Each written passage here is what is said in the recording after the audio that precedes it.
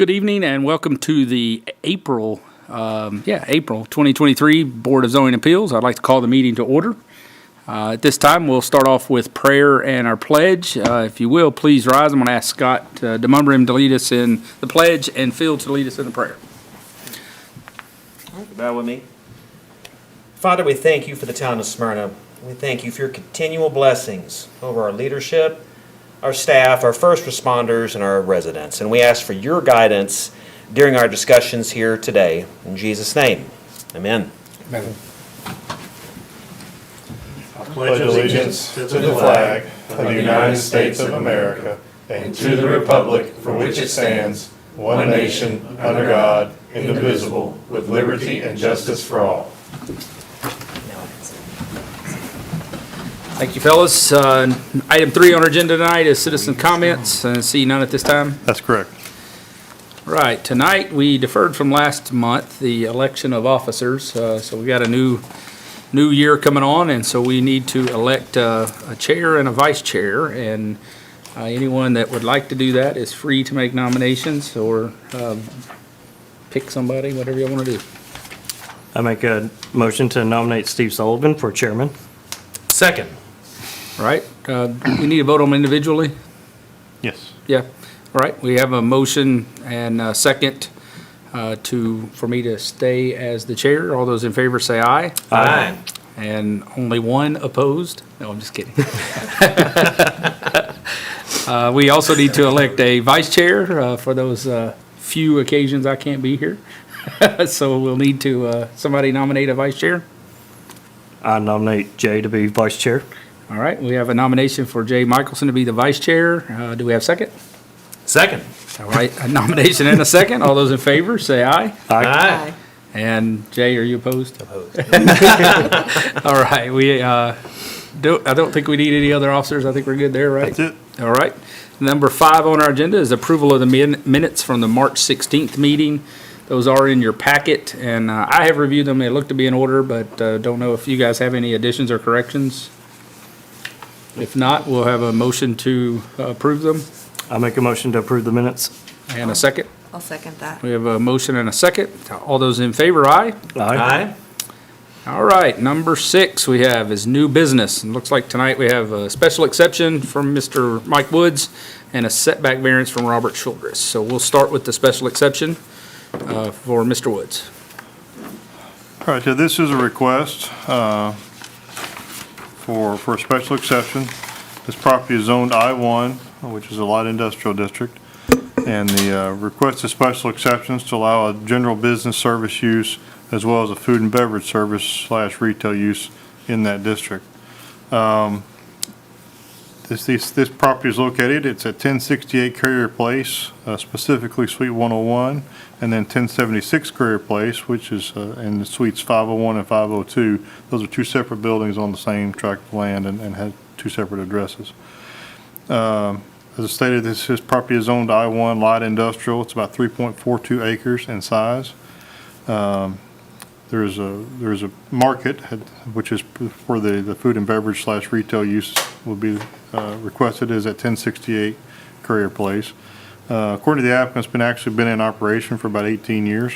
There was, I think our staff reports a little bit in error here in 2005 that the BZA had approved a food and beverage service at another location. Actually, I believe it was actually turned down. I went back and looked at the minutes today. There was actually a bar requested to be located here, and it was turned down actually by the board back in 2005. So that was just some previous activity on the property. In addition, a staffing agency is the general business service use that's been requested. It's at 1076 Courier Place, Suites 501, 502. 2 full-time employees will be located on the site for that business. A low to moderate amount of in and out traffic is expected for interviews, paperwork, et cetera there.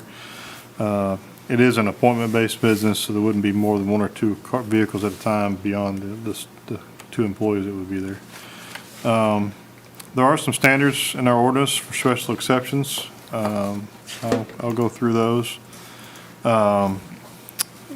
The special exception shall be, these are the conditions that need to be reviewed against. 1, that it's so designed located and proposed to be operated so that the public health, safety, and welfare will be protected.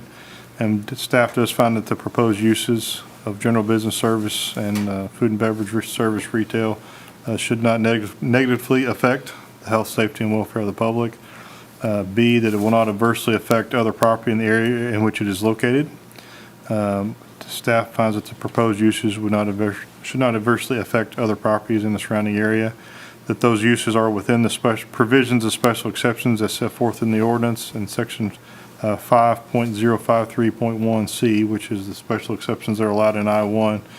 Does list both of these uses as special exceptions in the I-1 district, so that it is compliant with that. And D, it conforms to all applicable provisions of this ordinance for the district in which it's to be located, as well as provisions in 7060 and 7061, and is necessary for public convenience in the location plan. And staff does find that this site may be able to conform to all provisions of the zoning ordinance in those criteria. And so I'll go through those criteria as well to consider. You need to look at the ingress and egress to the property and proposed structures, as well as automotive and pedestrian safety, and then the convenience, traffic flow, and control and access in case of fire or catastrophe.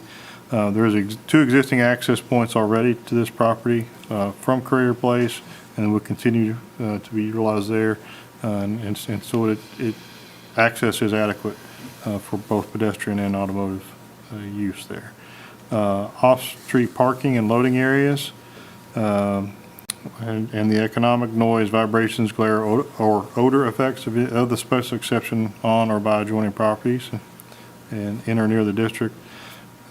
Staff does find the lot provides sufficient space for parking for the proposed as well as the existing businesses and the expected traffic volume with the current business on site, and none of the other, we didn't feel like there were any other effects that would have any of those other effects either. Refuse and service areas need to be considered, and that trash collection will proceed in the same manner as it is currently, so would not be an issue. Utilities with reference to locations, availability, and compatibility, and all. This location has all the necessary utilities available.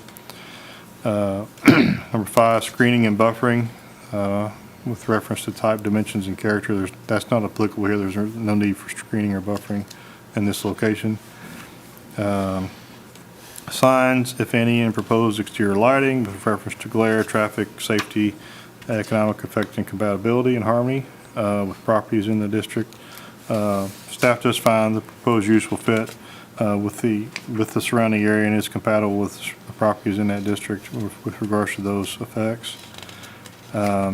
Required yard and other open space. There's adequate space on this lot to support a staffing company and the market deli, in addition to the other uses present at this site. 8, just a general compatibility with adjacent properties and other property in the district. Staff just find the uses may be compatible with those adjacent properties, as there are other commercial uses present at this site in the surrounding buildings. Number 9 is not applicable in this case. So in conclusion, staff does find there's adequate space at the requested location for the business of a staffing agency, as well as the use fitting in with surrounding business uses. The Asian market has been in operation for approximately 18 years. If the request is approved, it would then bring that business into compliance with the zoning ordinance as well. To have a few pictures that I took today. This is just an aerial view of the property. The property highlighted in yellow is the entirety of it. There's 4 buildings. The actual locations for the 2 uses, the kind of the shaded dark area in the front is where the market is, and then the other 2 suites are on the most kind of southernmost part of that same building, which is where the staffing agency is proposed to be located. Excellent. And then just a couple of pictures. This is the location where just a street view, not a street view, but from the parking lot view of the staffing agency, a couple there. And then this is the market on the south end, or I'm sorry, the north end of the building, closer to Courier Place. And that's what we got. All right, thank you, Mitch. You're not Mitch. I'm not Thank you, Mitch. Kevin. We got the B team tonight. I'm so used to saying Mitch. That's Sorry. right. So, just so we're kind of clear, so it says in 2005, the Board of Zoning Appeals approved, but you said did not approve. Yeah, I think that's a mistake in the report. When I went back and looked at the minutes, I think it was in that particular meeting. The only other item I could find in 2005 at this location, it was actually turned down. So Do we know why? there was concern because as a restaurant, I was completely like a bar There was restaurant. a There was bar. concern about Gotcha. parking. Okay. All right, and then I guess how did this end up on our agenda tonight? Did codes, I believe the staffing agency was applied for a business license, and it was found at that point as far Gotcha. as the Okay. zoning. And then when they went back to Mr. Woods, who's the applicant, their landlord, and then I met with him. We talked over and we looked at some other options he might have with the property, and he ultimately wanted to keep the property in this same zoning district, not rezone it to a different district. And then this, I don't know how the market, how it's been there, and no one has ever, it's not a very high-profile location certainly, and that sort of Yeah. thing, and it just never got caught somehow. gotcha, So, okay. All right, any other questions for Kevin? All right, at this time, I'll close the Board of Zoning Appeals and open a public hearing for anyone who would like to speak for or against this request. If you would like to, you can, you certainly don't have to.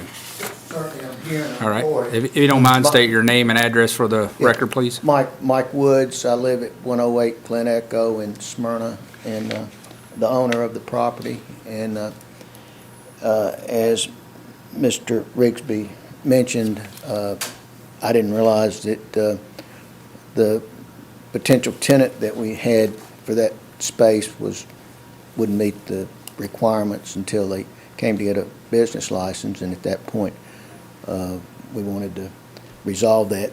The end of the building that they're going to be locating in, it narrows up significantly because of the shape of the property, and there wasn't enough space in the rear to have an overhead door on those two last units. So most of my tenants in there in the service business, and but that end space is strictly all climate controlled space and has been used for office since the very beginning, and when we Okay. built it in 2002. So it doesn't lend itself to use as the rest of the buildings in that complex are used. So we'd like to have that special exception for those two. Plus, we want to, I thought while we were doing it, we might as well ask for the market on the end, and so we be Become in legal. compliance. We want to, Okay. Any questions for Mr. Woods, comments?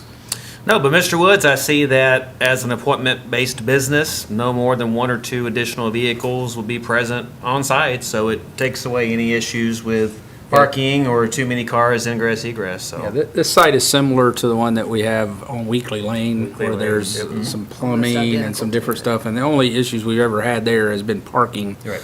I think Kevin's already kind of reviewed that and said that there seems to be enough parking there, so, that'd be the only thing we would ask that you keep an eye on for sure, is if parking starts to become an issue, then we might need to look at another option, but that's the only real problems we've ever had out of these kind of light industrial becoming more of like an office space. right, All right, thank you. I thank assume you. we haven't had parking issues with the Yeah, existing thing. up we've had no top. calls No, we've before. not had any complaints or problems. And it No. looked like there's plenty of parking around the north side there anyway. There is. All right. How long has the Asian market been in operation? Mr. Woods 18? indicated about 18 years, Yeah. actually. Oh, Yeah, okay. A while.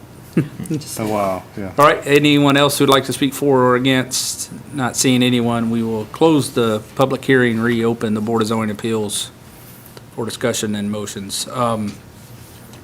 Generally, light industrial is not, it's kind of it's between heavy industrial and commercial, right? And it's it's one of those kind of gray areas that we created because of just what Mr. Wood said, these kind of shared spaces where you have office and warehouse in the back.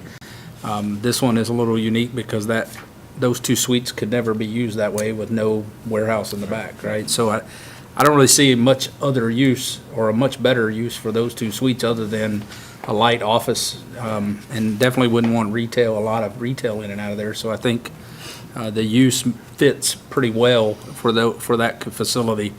The Asian market, normally I think that really doesn't fit in an industrial area, but in this case, it's on the end of the building facing other market and retail kind of establishments. It's obviously not been a problem. It's been there for 18 years. We haven't had calls and complaints from neighbors or anyone because of its use or traffic that it's generated or anything.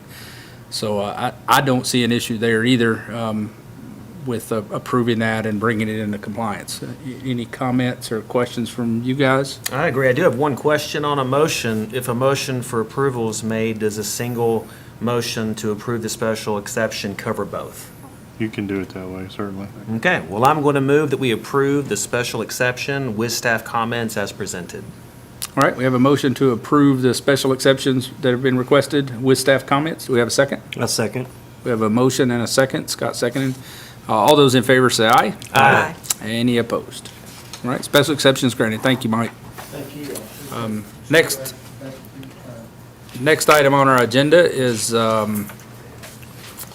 get back to my agenda, is a setback variance for Mr. Childress, 11,006 Nevada Avenue. Yeah, this is a request for a side setback variance for a carport on a side property line at 11,006 Nevada Avenue. It is located within the R3 medium-density residential district. The lot size is about 11,429 square feet. Minimum side setback for detached structures is 8 feet. There is a 10-foot public utility and drainage easement along the rear lot line where nothing could be built. This proposed carport is not within any kind of, it is not anywhere near that easement, but the easement does exist. The structure, according to the applicant, is about 75% complete. That's being constructed by a contractor servicing the Nashville area.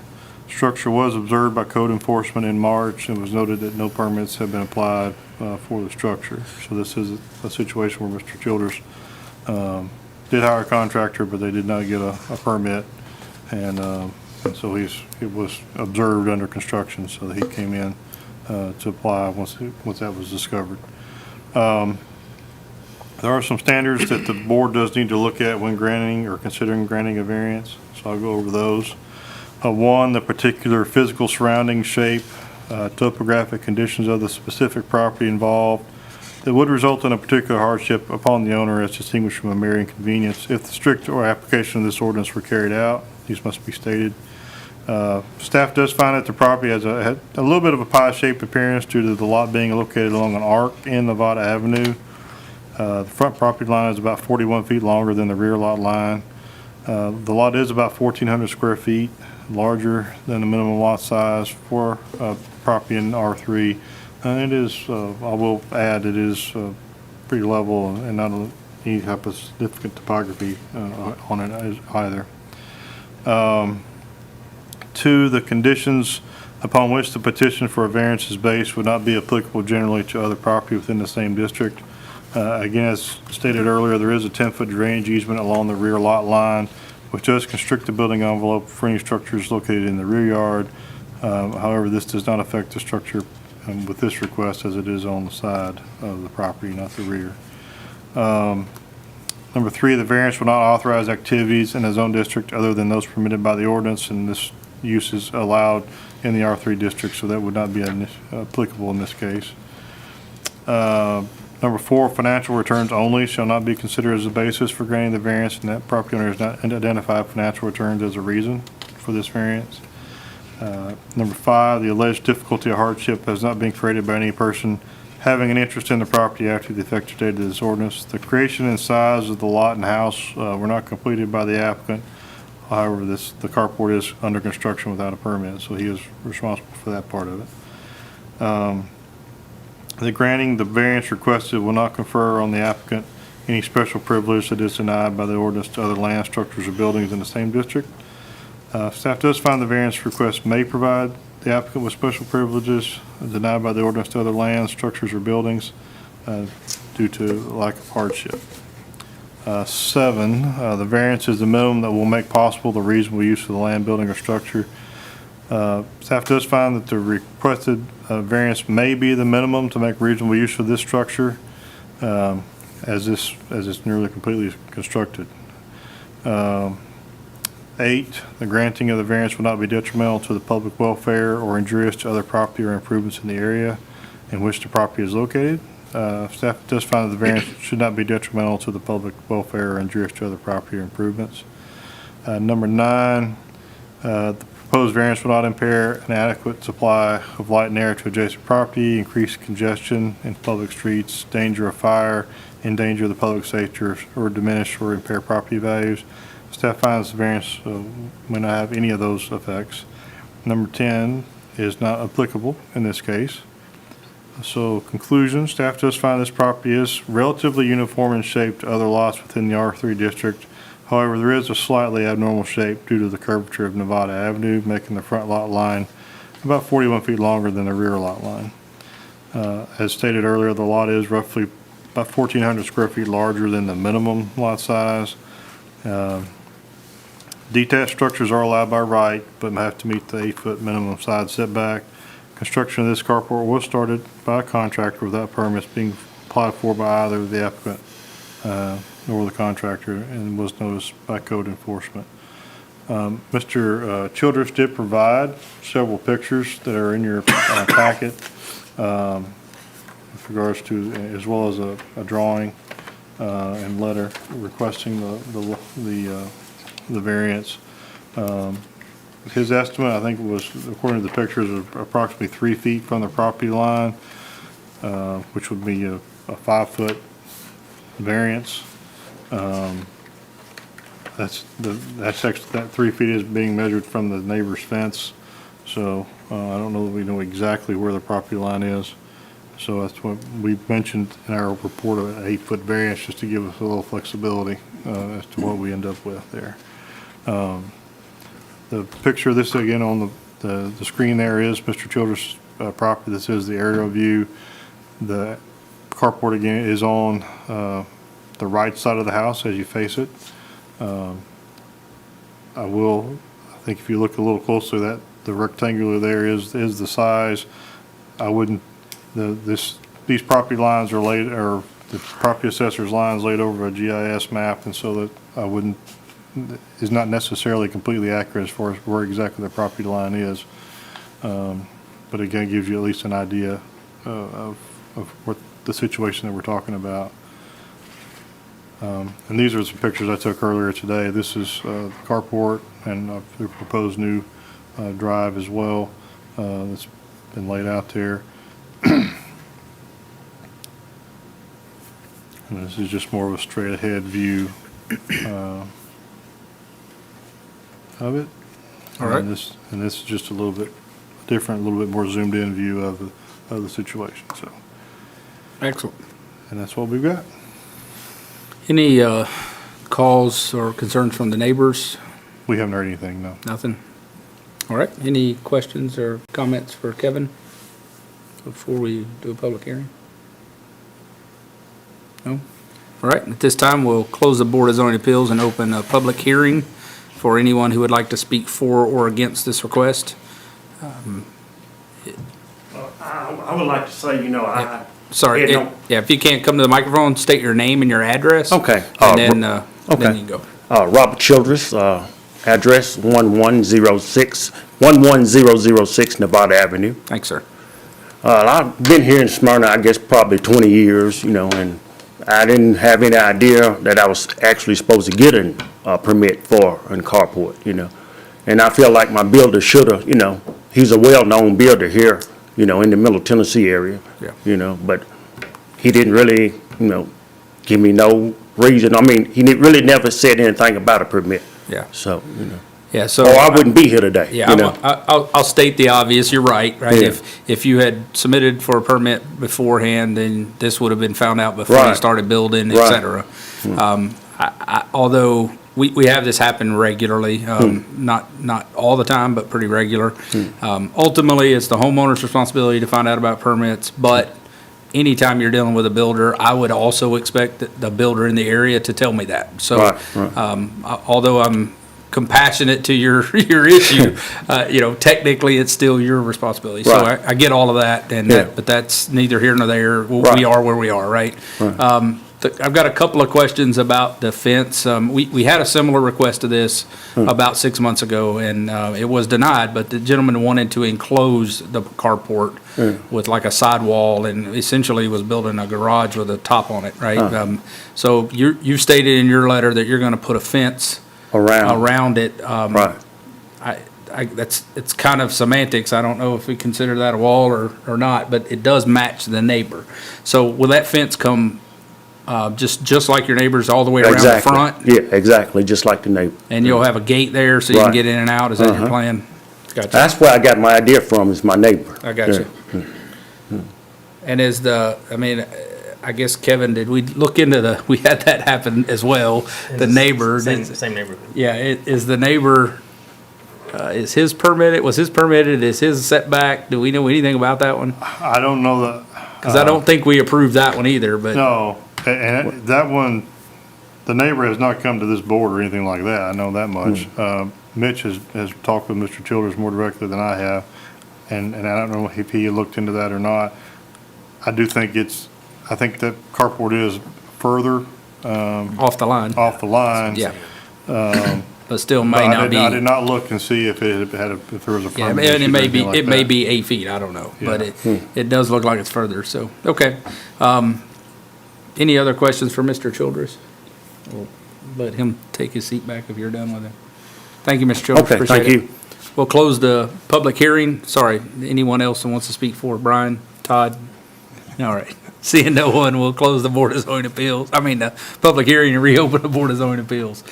So a couple of thoughts that I have, and I obviously, you guys are gonna probably have different opinions, maybe, I don't know, but, can you go back to that aerial view, Kevin? So, on the aerial view, based on that kind of pie-shaped lot and the back corner of the house on each side, it looks pretty center on the lot, maybe a foot or two either way. My point being, he couldn't put the carport on either side of the house without having to have a variance.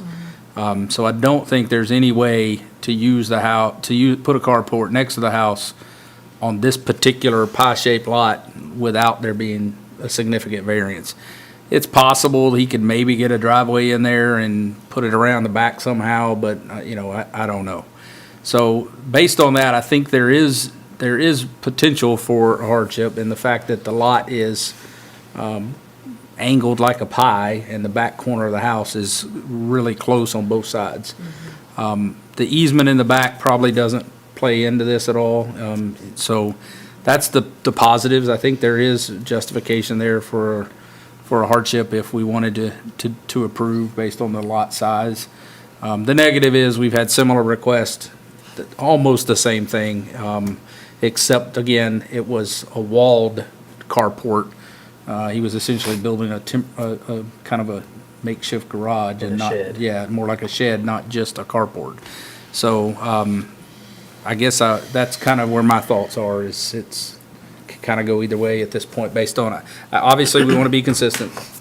But at the same time, this isn't exactly like the last one, and there is a hardship. The last one was a perfectly square lot with no hardship. So there is a little bit of a justification if. And that was the two neighbors Yeah, that was in the same neighborhood. in the same neighborhood Yeah. that they backed up to the Right, rail it's tracks there. Almost the exact same conversation, except the carport was a little different. Right. So what are your thoughts? You remember that? Were you here for that one, Phil? Do you remember that one? I remember several. Okay. You were asking about the fence being some type of a wall. Does that change anything? If there's, what could change if that was the final? I mean, from what we look at it, it's, Any type of structure that has a roof, basically, is what you have to consider as a building that has to meet the minimum building setbacks. With or without a wall or a fence, we would, from our standpoint, it's gonna be a building that has to get a permit, that has to meet setbacks regardless, with or without a fence or walls around it. Does it So, change anything if it was attached to the house? If it's attached to the house, it would actually be, you would have a greater setback 10 foot- requirement. 10-foot setback Because versus- it would be So considered part of the nothing. house. The only thing it does is reduces overall square footage of outbuildings. Exactly. Gotcha, okay. Right, so there's still a limit on square footage to Yeah. this too, right? Yeah. Yeah, he would have to meet, yeah, which Which he's well in. that's, Which he's well, that's not a problem. Yeah. The Yeah, size and is not an the issue. fence can be right on the property line, right, without any, On the side and rear, yes. Yeah. He can't go in front of the house. right, he's got a Right. front corner of the house as far as he can come, right? Right. So the fence isn't an issue right on the property line. The awning, I will say this, we have approved these similar type setbacks for storage sheds, especially when they have been inside of a fence. If you remember, there was a house in Living Springs. They wanted to build a side entry garage and it was too close to the road, but he was gonna completely enclose it with fence, and we ultimately approved that with the fence as a requirement. So that's the other piece of this is it's kind of a gray area either way. We've kind of gone both ways depending on, And does that open up, say, previous instances in this house? Yeah. Oh, well, we can do this if we just put a fence in front of it, now we're good. I mean, So- it could. I think the biggest thing that this one is different is the lot is irregular shaped to some regard, 41 feet longer in the front than the back. If this lot was square, it might be different. I think he would still have to have, well, it depends. If he 41 feet wide straight back, he wouldn't even probably have to have a variance on the left side. He probably would have enough room. Yeah, he'd probably have enough room if the lot had been square off the front. And that's what's different about the other request, is they didn't have enough room and their lots were square off the front. So there was no irregular shape to their lot. I concur. You are correct. In the majority, most of them all went straight back. Yeah. You're exactly right on it. This is different. This does have a different shape, which is why it was mentioned a couple of times to point that out. And it is. That's true. That does make it different than the ones we denied for sure, in which there was literally no hardship whatsoever to even discuss. Right. And that this is different because there is one that could be because of the angle of those lot lines. So what do you guys think? And gals. Sorry. Not used to having, Used to getting lumped in, it's all good. we'll just call you Guy. I have one question. Is there any issue whatsoever with the additional, like, driveway area? Or That was my next what looked question, to be so, yeah. poured, or Yeah, I'll is let- there going to be concrete? Yeah, or I'll is let it- Kevin speak to that, but I don't think there is. There's not an issue from a zoning standpoint. He'd have to get with Public Works about connecting a new driveway to the street as far as cutting the curb and stuff. There's not a limitation on that as far as you can have a second driveway. That's not a problem in our ordinance or anything like that, so. There's no setback on concrete. Right. Yeah. As Go long- all as the long as way they can to go the all way line as property far line. as Yeah, I it's, know. it's just like a Yes. fence. You can concrete right up to the property. mean, it's- Because it is removable. It could be broken up if it ever had to be. Right, It's yeah. also not a, It's I not a guess, structure. permanent structure, right? It's So, not- It doesn't have a roof over it or anything like that, so.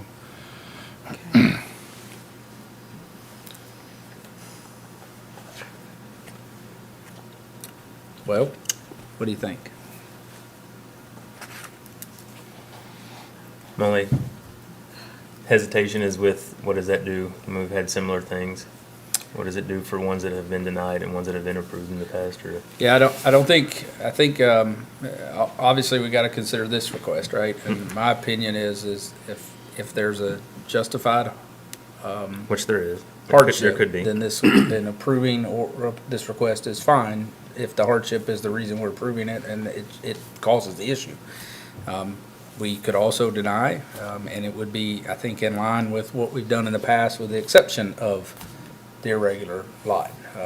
I would think, and I'll let the attorney speak, but if we were to deny after stating so many times that the irregular lot is a factor, it may put us in a bad spot. I'm not sure.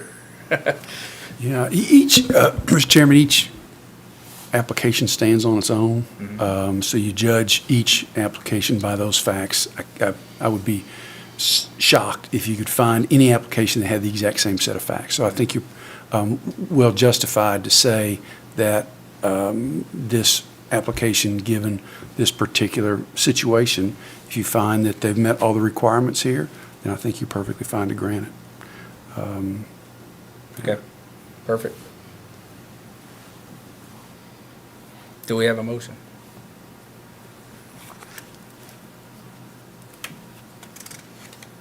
Nobody wants to be the first? Nobody wants to be the first.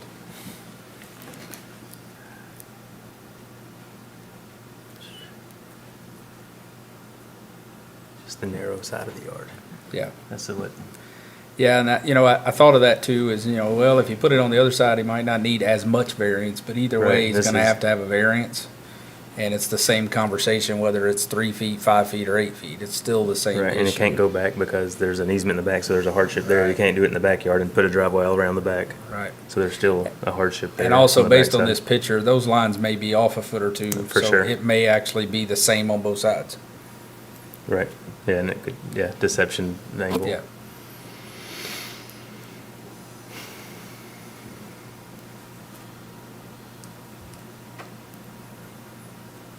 For what it's worth, it does look like a good quality built. Aesthetically, it doesn't, it fits in the area. With the neighbor having one pretty much just like it next door, obviously it doesn't look out of place or an eyesore. And it, again, it looks like a quality built carport. And the intent to bring the fence around Yeah. it as well will make it look very similar. That's right. To next door. That, for me, the fence, I like that he's planning on bringing the fence around because whatever he plans to store there is kind of hidden from street view at that point, but it's not a requirement and it's not something that has to happen. I Right. think aesthetically it lines up better, but Well, keeps again, it it's safe, still, too. that's still his choice. I mean, he doesn't technically have to do that. Mr. Chairman, I believe the hardship's been met here. I'm going to move that we approve the request for an 8-foot side setback variance to place the carport due to that hardship. All right, we have a motion to approve the request based on the irregular shape of the lot as the hardship. Any second? I'll second. We have a motion and a second for approval. All those in favor say aye. Aye. Any opposed? All right. The setback is approved. The variance is approved. Thank you. Kevin, next item on our agenda is what? Gotta find it, sorry. Say it to me? Yes, sir. Okay, thank you. Thank And you. I want to say that I know now, Yeah. if I need a permit, if I'm building something, I need to get a permit. Yeah, anything with a roof. Oh, I know, I understand. Okay, thank you. Thank you. Thank you. Okay. Any staff comments or other business? I don't have anything. All right, if that's it, anybody here? No, nothing? No, but I wasn't here to welcome Vanessa to the board. Nice. Very happy to have you. Welcome to the BZA. You definitely make us look better. And also congrats to the Chairman Sullivan and Vice Chair Jay here. Thank you guys for being willing to do that. Excellent. Anything, Scott? Welcome Okay. back, Phil. See you, what, around July, August, maybe? All right, if there's nothing else, we will stand adjourned. Thank you. Thank you.